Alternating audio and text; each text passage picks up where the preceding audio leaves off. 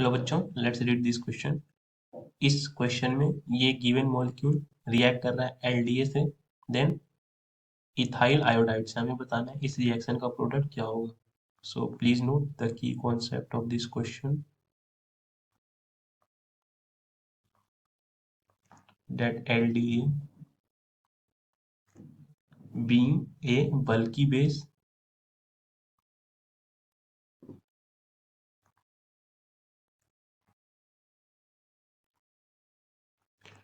this extracts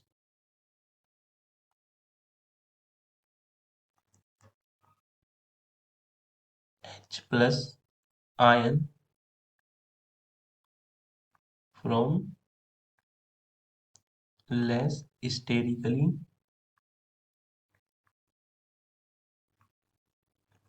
hindered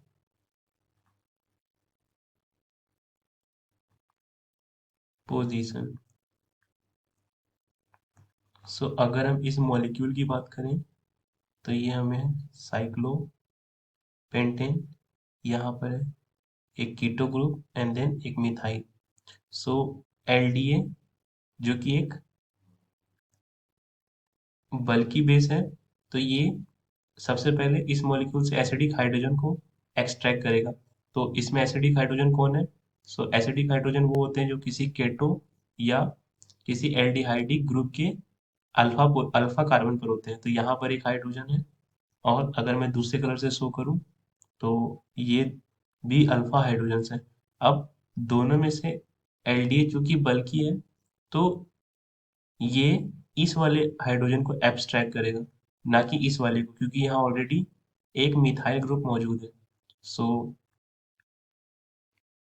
after extraction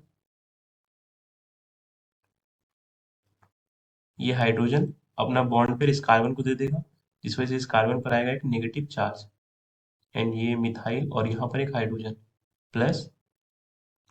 अब ये जो मॉलिक्यूल बना, ये हमारा दूसरा जो रिएजेंट था, दैट इज इथाइल आयोडाइड, उससे रिएक्ट करेगा। This will react with CH3CH2I।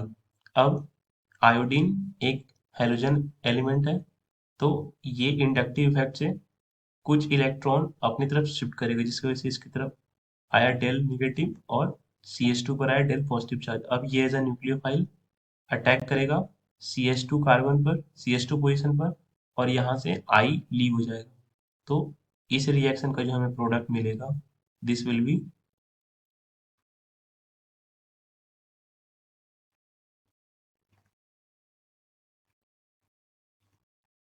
ये मिथाइल, और इस पोजीशन पर आके हमें जुड़ जाएगा C2H5, और आयोडीन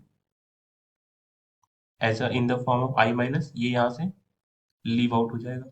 सो इस क्वेश्चन में जो हमें प्रोडक्ट मिला इस रिएक्शन से, वो है साइक्लोपेंटेन, इस पोजीशन पर मिथाइल और इस पोजीशन पर ethyl, and this corresponds to option C of this question. I hope आपको ये कॉन्सेप्ट समझ आया स्टूडेंट्स। Thank you.